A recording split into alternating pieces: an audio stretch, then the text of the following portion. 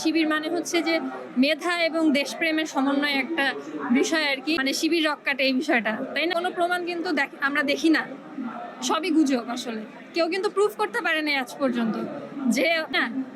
তো আমার কাছে মনে হয় যে এটা আসলে মানে গুজব আসলে।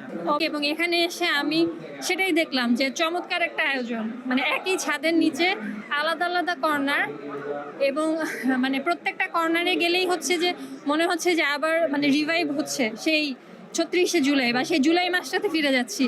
এবং যারা হচ্ছে এমন যদি কেউ হয়ে থাকে যে সঙ্গত কারণেই সেই সময় মাঠে নামতে পারেনি, তাদের সবার উচিত এখানে আসা। যদি আসে এখানে একই ছাদের নিচে পুরো আন্দোলনের সময়টাকে দেখা হয়ে যাবে। এবং আমার কাছে এটাই মনে হচ্ছে যে সবার আসা উচিত। মানে আমার ফ্যামিলি থেকে ব্যাক টু ব্যাক 2 জন রেটিনা থেকে মেডিকেলে চান্স পায়, তো তখন থেকেই হচ্ছে, এবং পরবর্তীতে ওনারা হচ্ছে মানে শিবিরের গুরুত্বপূর্ণ পদে ছিল।